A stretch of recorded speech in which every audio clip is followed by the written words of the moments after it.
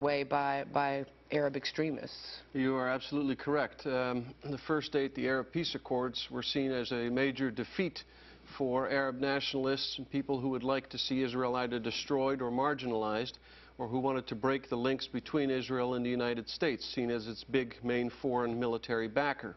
And in the case of the Israeli PLO accords, of course, we have had groups like Islamic Jihad and Hamas have long undertaken actions, particularly in Israel itself, to try and sabotage that accord and sabotage the peace. Many of us are afraid. Many of us want to know what, if anything, can be done to stop this kind of attack. When you see those planes flying into the buildings, everyone felt so helpless. You advise corporations on terrorism, and you say that you look at the preventive end of it. Is there anything we can do to help protect us against this kind of act of terrorism? Well, there's a lot of things we can do, and we do them at very different levels. The government, companies, travel companies, aviation companies, the airline industry, a lot of people are working in very different ways, optimizing security, working with our allies overseas, trying to improve our intelligence collection, trying to straighten out our policies, bilateral treaties, bilateral extradition agreements with other countries, so that when we do catch a suspect or identify one, we can bring that person back or bring that person to justice quicker. One of the things that we're concerned about for the longer term here is what this may mean if this is bin Laden and some of his associates who are behind this attack, if they are doing this in effect playing into the Israeli-Palestinian conflict, and that's their viewpoint on this, that they're helping the Palestinians, that they're taking a pan-Arab approach of support for the Palestinians, that we may well see more activity in the future directed specifically against the United States. Now, if it's not Osama bin Laden, might we be overlooking some other likely suspect? It's certainly possible. The thing to remember about Osama bin Laden is that above all he is a symbolic figure. He does lead actual groups, and he leads an umbrella organization, this so-called Al-Qaeda group, which means the base in Arabic. But the bottom line point is he draws in members of all sorts of different groups, from Egypt, from Somalia, from Pakistan, from countries all around the planet. And one of his strengths is that he works with so many groups and has the opportunity to allow these players and develop these players to act against us. And we might just mainly be focusing on what he is doing and the leadership of his group is doing, but meanwhile there's a lot of decentralized control, so a lot of these groups can take the initiative. And it's very difficult for us. We're now dealing with enemies as varied as people sometimes from Senegal or Somalia or the Sudan or Pakistan or the Philippines. We're not just looking like we were with earlier bouts of Middle Eastern terrorism for people from specific countries. Making it much more difficult to address. Thank you so much for being with us, Glenn Schoon. We are going to certainly be following this in the hours to come. We'll be back with a local news update at the top of the hour.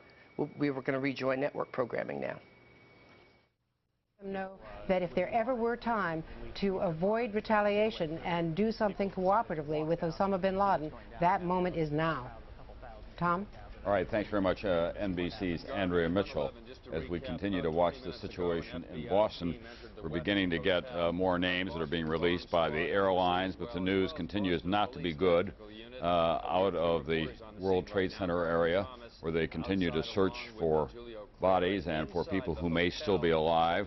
There were reports last night that some people were on their cell phones trying to tell searchers where they were at that time.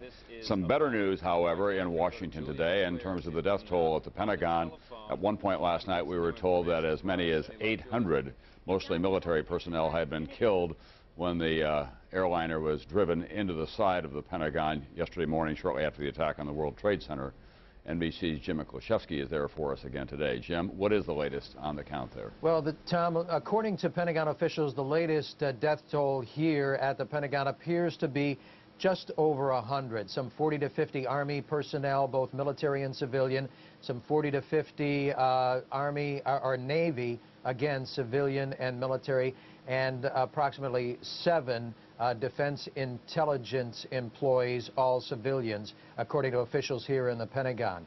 there was some confusion here yesterday. That entire area that was hit by this airliner yesterday is an area in transition. A lot of people moving into offices, out of offices. And so when everybody scattered, it was difficult to keep track. And it wasn't until this morning, when people started to report back to work, that they actually started to get a much better number on those still missing.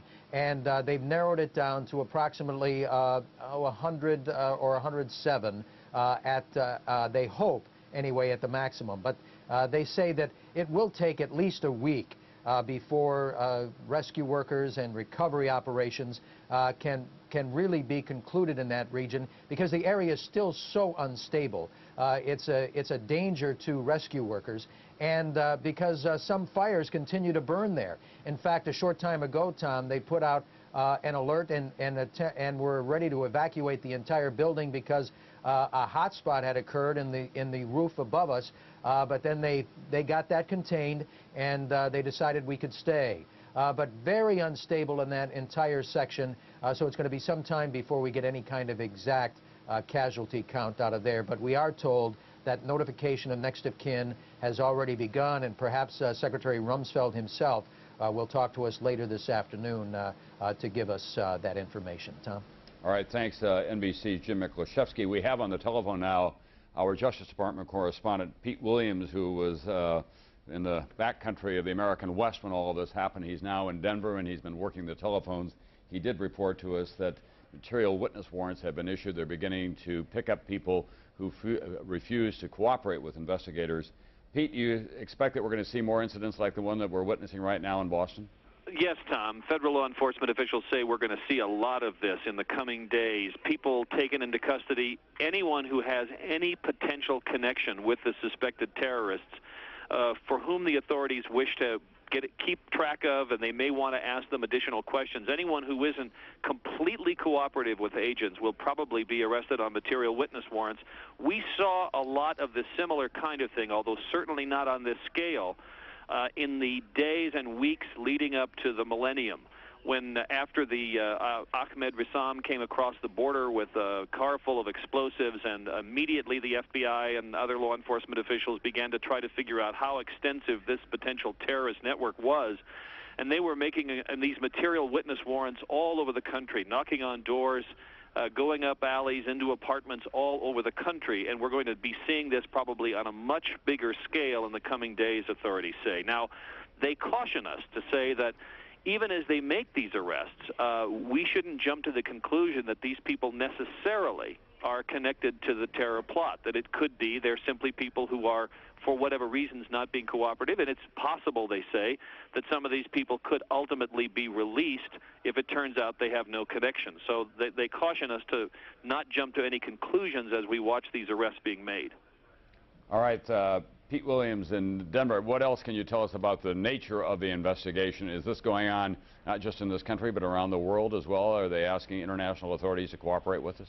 Absolutely, although obviously the FBI's power to make arrests is considerably different overseas. Anyone they wanted to detain, they'd have to get host nation cooperation to do that, and I don't get any indication that they're near that at this point.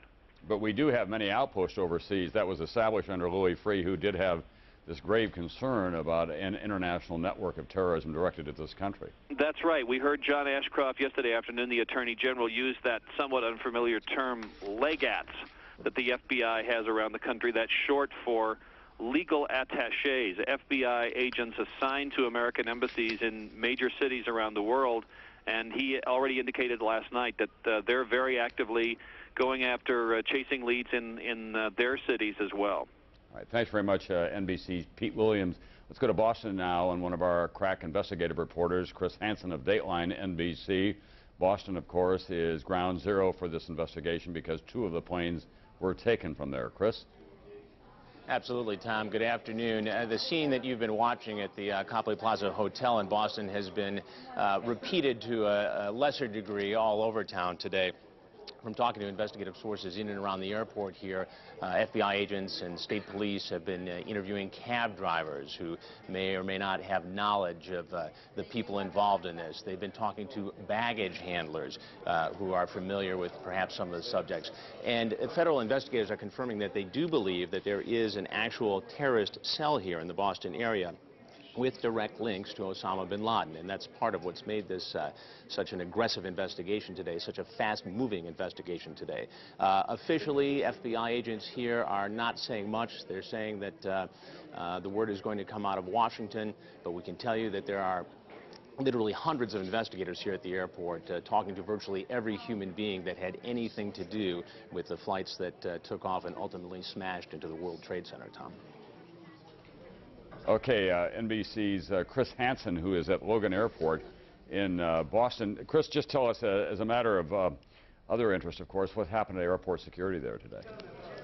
Well, airport security is going to increase incredibly here. No longer will there will be curbside baggage check-in. They're going to keep all vehicles 300 yards away from any airport building. There will be more ID checks, and only ticketed passengers will be allowed into the secure areas of the airport. There have been some other developments here, Tom, that are interesting. Reports circulating from investigators that perhaps there were 3 people who bought one-way tickets on this flight at the very last minute and boarded like perhaps 11 minutes prior to the flight. As you know, they found this vehicle here today, or rather yesterday, that has been tied to at least 2 of the suspects in the vehicle. They found flight training manuals in Arabic. They have linked this car to 2 brothers who have passports from the United Arab Emirates, and one of them is a trained pilot. They think that they are among those who were the hijackers, and there is every indication now from federal sources that they have pretty much identified all of the hijackers who took part in this on the planes, at least coming from Boston, Tom. Thank you very much.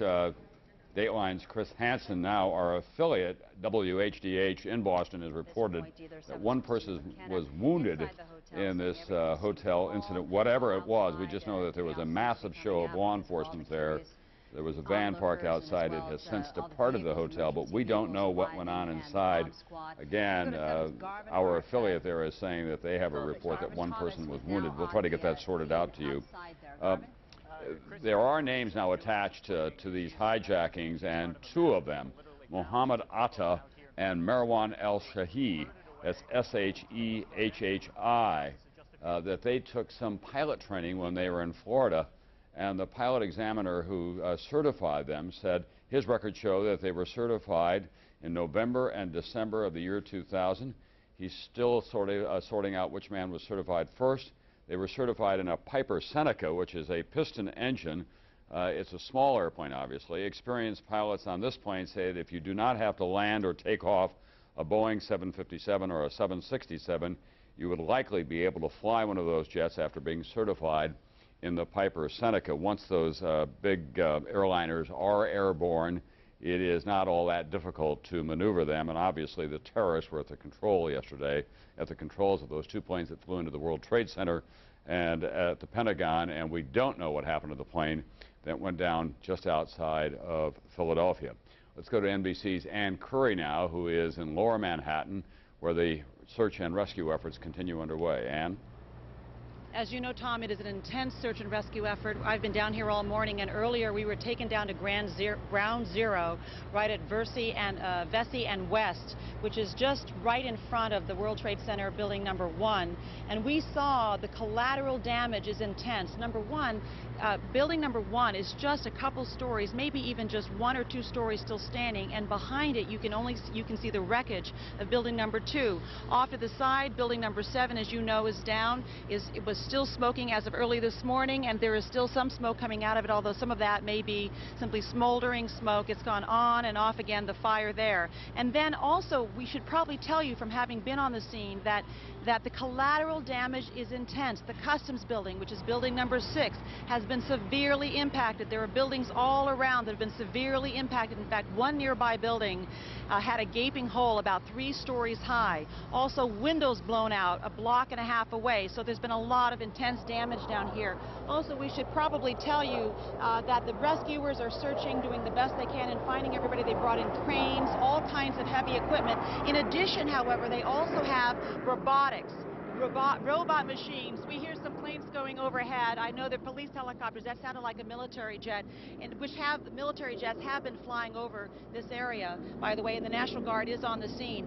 We've seen robotic machines that they're sending in. They brought them in this morning. They go down. They're able to go where there's so much structural damage, so much structural instability that they feel this is the only safe way to look for people who might still be alive. So what they're doing is they're sending these machines down, and these machines can send back not only images, but they can also send back information as to whether there is movement. They've also brought in infrared devices so that they can tell whether there is heat underneath the rubble. But it's a very, very intense job for them to find people who are still alive using infrared, because there's also some hot spots, as you can see. We should also tell you that this morning we have confirmed from New York Fire Department Chief, Battalion Chief Kevin Burns, confirmed to us that there was one person who was rescued this morning. He would not identify that person, whether it was a man or a woman, a rescuer or a person who was in the building, but he said that person is in the hospital and alive. And one more bit of information for you. We did also see a truck loaded with gas tanks being brought in, and when we asked what those were for, we were told that while the primary focus out here is to find people who may still be alive under this rubble, they are also efforting an attempt to find those black boxes, which were aboard, of course, both of those 2 planes that went down. They brought in the gas tanks so they can fuel the device that they need to use to cut through metal that may be separating the people who need to find those black boxes from the devices themselves. So there is a very intense effort. We have since this morning been pushed back from ground zero, and so we're attempting to show you those pictures from above buildings and talking to whoever we can to get you more information. Tom, back to you. All right, thanks very much. Ann Curry of NBC's Today program on duty and in the middle of it all in Lower Manhattan today, reporting on the continuing search and rescue effort that is underway there. WHDH, our affiliate in Boston. Let's listen to them for just a few moments. We did see that incident at the hotel there. They're now saying that someone has been arrested. The few staff members who I talked to, not officials for the hotel, but the people who are just giving out information as they get it, are just saying they're under the impression that police and FBI agents are here. They've been told because there could be something that's connected to the terrorist activity of the last 36 hours or so, and that they just want to see that through. But no. Nobody I've talked to has had any information that there's been any specific purpose for all of these EMS and ambulances to be standing by. Christina, we are getting some information from our colleague at NBC, Pete Williams, who is fairly well connected, that in fact authorities are looking for, quote, potential connections to terrorists there at the Westin, that they're looking for material witnesses, and that it is one of many operations to come. However, considering the fact that apparently we do have one person injured and is about to be transported, and one person reportedly in custody, and I caution our audience that with any type of breaking news like this, with unofficial information and sometimes hearsay, we have to take all of this a bit with a grain of salt. But clearly, there's quite a bit unfolding here at the Westin right now. Because we do have some conflicting scenes here with Christina inside the hotel. So that is an unconfirmed report that there's been an arrest at the Westin Hotel, the Copley Hotel, which is in the heart of Boston. Logan Airport was the takeoff site, obviously, for 2 of the airliners that were used in yesterday's terrorist attacks, and they have identified people who went from Portland, Maine to Logan and boarded those 2 airplanes. And in fact, 2 of the men, it appears, did receive some kind of pilot training in Florida last year, in the fall of last year. Here's an intriguing development. We have in Asia, Reti Santra in Singapore. She works for CNBC. She simply dialed the foreign ministry in Kabul and asked if Osama bin Laden is still in Afghanistan. And the Taliban official said that she talked to, yes, he is. I can confirm that because I have seen him. but then he wouldn't answer further questions, saying that she would have to talk with the foreign minister himself. But she did say that Osama bin Laden is in Afghanistan. There is a Pakistani military delegation en route to Afghanistan right now, apparently with a very stern message to the Taliban, that radical and very fundamentalist Islamic group that has taken over that country and is widely believed to be harboring Osama bin Laden, the man that most people think is the chief suspect in this terrorist war that has been declared on the United States. One of America's leading journalistic authorities on that part of the world is at Newsweek magazine now. He is the Middle Eastern regional editor, an old friend of mine, Chris Dickey. We've spent a fair amount of time in that part of the world, but Chris, the equation has certainly changed in the last 24 hours or so. Nobody ever imagined anything like this. I think that's one of the great problems. The terrorists were a lot more imaginative than the people who were defending the country.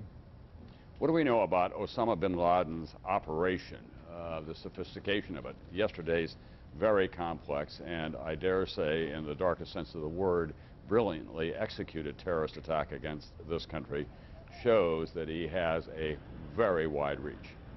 Yeah, I think the thing that you have to recognize about yesterday's operation is the reason it worked was really what the intelligence people called tradecraft, not technology.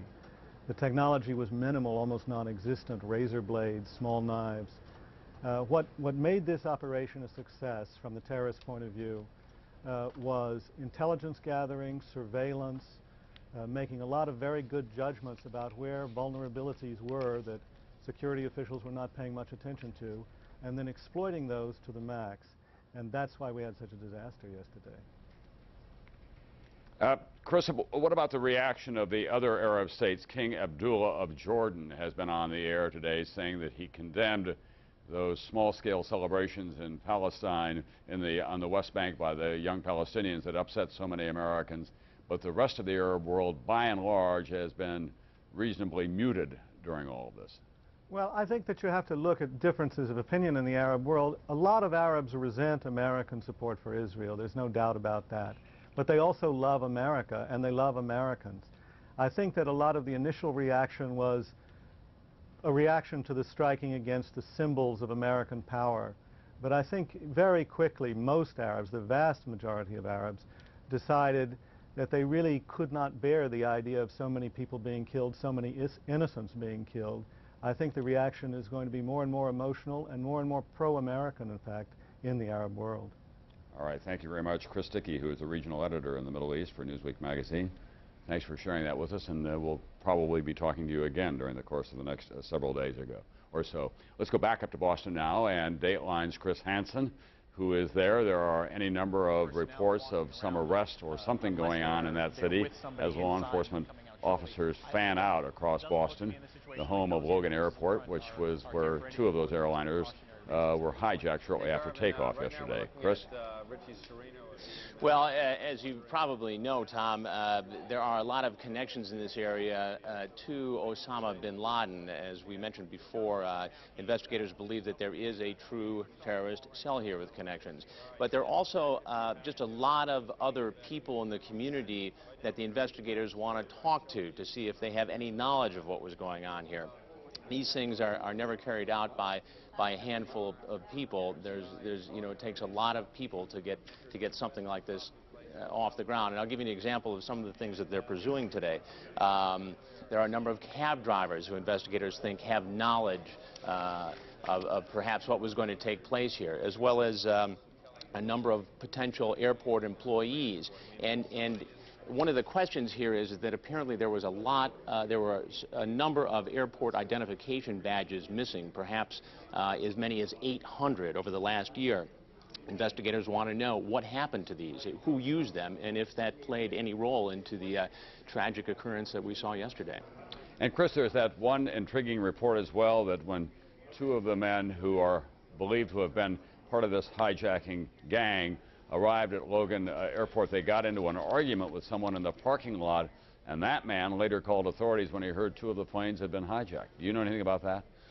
Yeah, I sure do, Tom, and it's interesting because it seems like any time we get involved in one of these terrorist investigations, one of the key elements of the investigation here is a vehicle. We've seen it over and over again. And again, that's what got investigators going here. There was a guy who got in a scuffle with two men whom he simply described as being of Arabic background. He got on the plane, didn't think anything more of it. He got to his destination, and like all of us yesterday, he looked up at the television monitor and said, "Oh my God," and he heard that these planes came from Boston. He called authorities here and said, "Look, I got into it with these guys. This is the car. This is where it parked." They went there. That's where they found these flight manuals in Arabic. They traced that car to these two men, and you know, were able to pretty much figure out that they were key players in this terrorist attack. All right, Chris Hansen at Logan Airport in Boston for us. Let's go back to Pete Williams now, our Justice Department correspondent. Pete?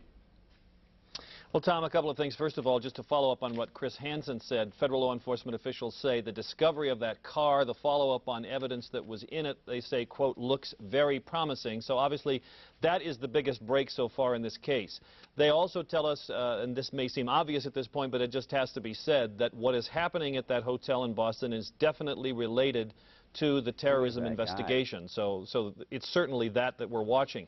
Now, in terms of why they're there, officials caution us that they're going to be doing this a lot in the coming days, serving what are called material witness warrants, which are used when you have reason to want to hold someone for questioning. You don't want them to flee. You have reason to believe that they have information that would be useful to investigators, but you don't have evidence that they were involved in the crime. That, they tell us, is what we're going to be seeing a lot of in the next few days, as indeed we saw right before the millennium last time when there were reports of terrorism plots all over the U.S., these material witnesses warrants being served by the dozens around the U.S., and I'm sure we'll be seeing that in the next few days, Tom. All right, Pete Williams, we'll let you go back to working the phones at the Justice Department and your law enforcement contacts as this investigation goes on. There have been some, I think, fair to say that there have been some ugly incidents developing around this country directed at Arab Americans. Mosques have been defaced. We're told that online chat rooms now have condemned all Arabs. We have to remind everyone that there are more than 7 million Arab Americans in this country of Islamic faith, and they are not terrorists. These are people of strong faith who are law-abiding American citizens, and in fact, in the Middle East and many of those Arab nations that we have been talking about, there are moderate leaders, including King Abdullah today of Jordan, who condemned this attack and condemned those small celebrations that took place on the West Bank yesterday. I'm joined now by former Secretary of State James Baker. Mr. Baker, we are talking about the place of moderate Arabs in American life, not just those who live here, but those in the Middle East as well. You're very familiar with that part of the world. That's going to be a tricky piece for America in the coming days. Yes, it is, Tom. I think it's always important to remember when we talk about Islamic fundamentalism that there are an awful lot of fundamentalist Muslims who are very, very good friends of the United States, many of them American citizens, but also citizens of other friendly countries like Saudi Arabia and Jordan and the Gulf countries and other countries. So when we condemn fundamentalists, we really should make it clear we're talking only about radical Islamic fundamentalists. You have served in the White House as Secretary of State and as Treasury Secretary during times of great crises. When as it now appears, this death toll begins to go very, very high, no question there will be a real sense of rage in this country. That, too, will require some very skillful political leadership across party lines in Washington and across America. I think that all Americans are really going to unite behind the president. We've already seen that. There's not going to be any political partisanship at a time like this, and I really believe that there's going to be great sentiment on the part of the large majority of the American people to hit back and to do so as effectively as possible. And in that regard, Tom, I might say that when the first President Bush decided he was going to eject Iraq from Kuwait, we were successful in bringing the international community together behind that effort. We had Arab states, indeed, that were members of the international coalition. Most Arab states today, even some that in the past have sponsored state terrorism, have condemned this action and expressed a sense of condolence. And I really hope and believe that we will give some thought to building an international coalition to deal with this problem, because this was more than an assault on America. This was an assault on freedom-loving peoples everywhere, and it is something that I think we might be successful in building a coalition to defeat, first through economic and political sanctions, then perhaps through military means once we've pinpointed responsibility. What is the instrument for doing that? Does the United States lead that with its NATO partners and other partners as they pick them up? No, I think that the instrument for doing that, as it was in the Gulf War, would be the United States' superior military technology and ability. It's not going to be easy. You don't want to just blow holes in the desert. You know, that's been one of the frustrations in the past dealing with terrorists. When U.S.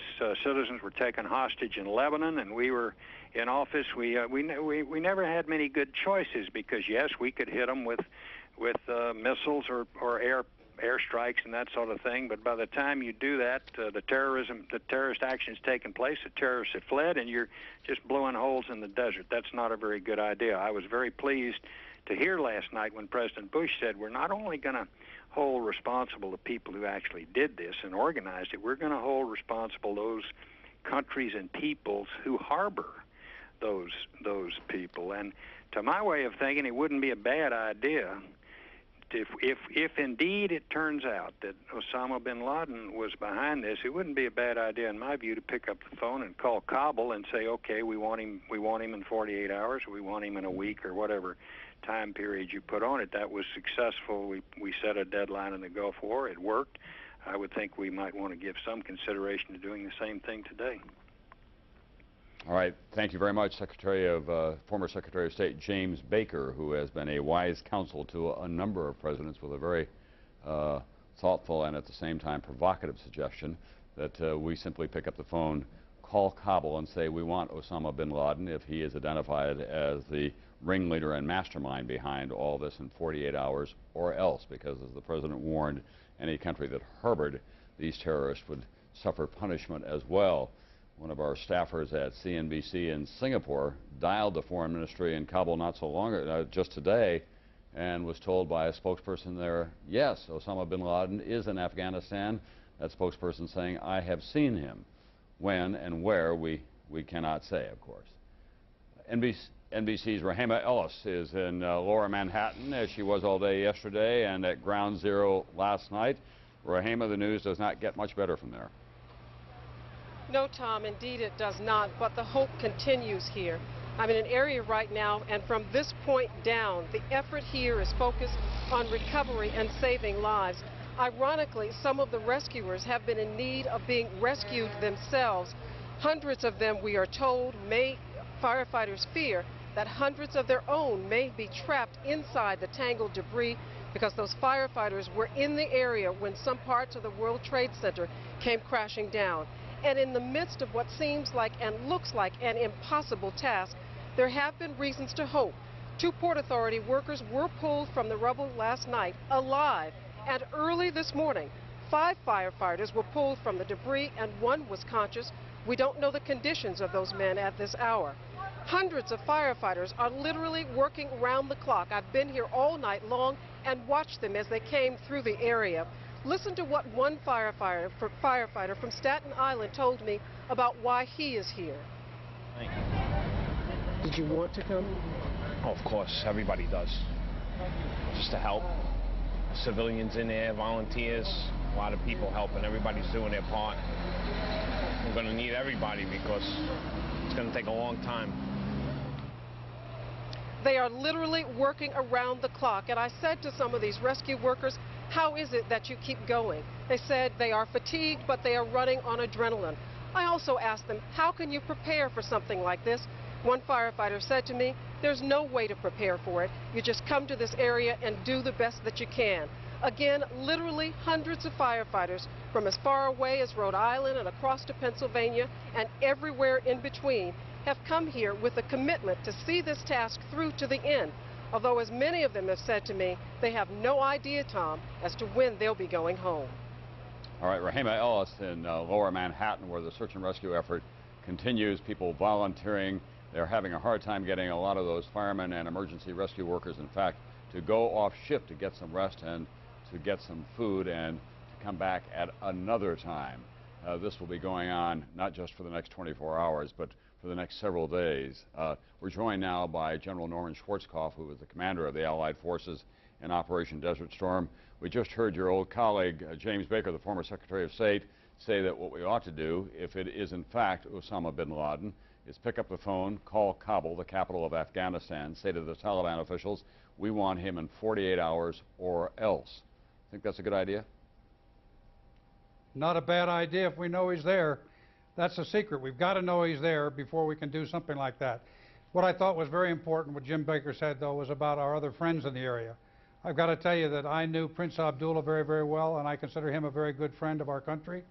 I worked with the Pakistanis a great deal during the time of the Afghan resistance against the Soviet Union. And I will tell you, I have some very, very dear friends in the United Arab Emirates, beginning with Sheikh Zayed and his son, Prince Mohammed, who are truly good friends of ours. So we have to be very careful that we just don't condemn every Arab or condemn everyone who practices Islam. That's really an important thing. General Schwarzkopf, I think a lot of Americans are puzzled why they don't hear more support from the United States from, for example, Kuwait, which was liberated by the United States, or from our friends in Saudi Arabia, which had its fanny saved by the United States during Operation Desert Storm, or from some of the other moderate Arab states that in fact have relied on American military aid and economic aid, for that matter, principally including Egypt. Well, many of those countries are on very shaky legs. They are walking that tightrope between supporting Islam, supporting their religion, which of course they will always do. Got to remember, the king of Saudi Arabia calls himself the keeper of the two holy mosques of Mecca and Medina. He doesn't call himself the king. And also the fact that many of these countries have indirectly financed all of the operations against Israel. Even when they are violently pro-American, they are also violently anti-Israel. And they have to be very careful and walk this tight line because there are elements, such as Osama bin Laden, who has announced that all of these regimes were corrupt and he wants to overthrow all of them. It's not a cut and dried black and white world over there. It's very, very murky. We don't want to get into the blame game during this time of a national crisis, but were you surprised when the new Bush administration didn't get more directly involved in what was going on in the Middle East as the escalation of violence played out on television screens here and in the streets of Jerusalem and Tel Aviv and the other West Bank villages in that part of the world? Yeah, I'm really not qualified to answer that, Tom, because I can't give you exactly how much they were involved and how much they weren't involved. There's no question about the fact that the United States is going to have to play a major role if we're ever going to see peace in the Middle East between the Arabs and the Israelis. On the other hand, there's no cut and dried, simple answer. As you know, it's a very, very, very tedious business that at any time, the plate can fall off the table. All right, thank you very much, General Norman Schwarzkopf, who's been with us during the past 24 hours and will be with us throughout the rest of this day as well. Baseball, Major League Baseball has postponed for the third straight day. That's the first time that 2 complete days in a row have been postponed in the Major League Baseball schedule since World War I in 1918. This obviously will have an effect on the season as well, but this country is on hold, understandably, until we can figure out how many people can be saved in Lower Manhattan, how many people have been killed there, what the political and military response to all of this will be, and certainly what the situation is at the Pentagon. This is a wounded nation, and it's still in the process of healing. All other business in this country, both retail, commercial business, the business of leisure and entertainment, all have been put on hold as people focus on their own lives and grieve with the families who have loved ones trapped in the rubble that you see before you there. Let's go to NBC's Robert Hager now, who's keeping track of the aviation situation for us. Robert, there was some talk about lifting the ban on takeoffs at noon today, but that's been delayed some, I gather. It has, and all the major airlines, well, most of them are now saying that they won't fly until after 6 p.m. Eastern Daylight Time at the first. So that includes United Airlines, Delta, U.S. Air, Alaska. They won't fly until after 6 p.m. Pacific Time. Continental has said it will fly only minimally today, even tonight. Minimally meaning probably just those flights that were suspended yesterday where passengers were in mid-flight at some connecting point, and they go on and take them to the destination. Northwest has said that it won't fly at all today. Southwest has said that it won't fly at all today either. My hunch is that some of these airlines that have said they'd try after 6 p.m., that in the end they won't fly even this evening. TWA says it's grounded indefinitely. Midway, which already was in financial trouble, flying under Chapter 11, essentially went out of business today. They said they're going to close down more or less permanently because they fear that passengers will be afraid to fly from now on and that all the airlines will take an economic hit. We can tell you something about restrictions at the airport, some of this new security that people have been talking about. Planes carrying mail, so they're the principal carrier of mail in this country. They're not going to be allowed to take mail in passenger planes for at least another 48 hours is what we understand now. So the post office is going to have to weigh in with more mail trucks for the time being. There will be increased screening, as we've heard, of passengers and carry-on luggage in particular. There'll be no curbside baggage. Sale of knife-like objects is now being banned at airports, and I think one version I heard of this is even plastic knives at airport concessions are being banned. And if you can believe it, knives were not part of the absolutely don't allow through screening list before. Well, now they are. No knives or knife-like objects are going to be permitted through screening. That means that passengers will not be able to carry them on airliners from now on. Tom? Watch NBC's Robert Hager. That has always been, I thought, an uneven part of airport security, Bob. I have in one of my kit bags a Swiss Army knife, as a lot of people do. Sometimes it goes through, sometimes it does not. When I'm in Europe or traveling in the Middle East, it always gets picked up and it's handed off to one of the flight attendants, and I get it back at the end of the flight. But in this country, it just really does depend on the airport. But as you say, there will be a big crackdown on all of that. Tom, if you're with me, yes, go ahead. I had a thought about on the investigative side on the cockpit voice recorders, because we said previously that should provide important clues as to what went on in the cockpit. But there are two possibilities there. One being that if these people were sophisticated enough to fly the plane, if they didn't want to leave a footprint of who they were, that's a fairly easy off switch there to hit the cockpit recorder button and turn it off. People have done that before.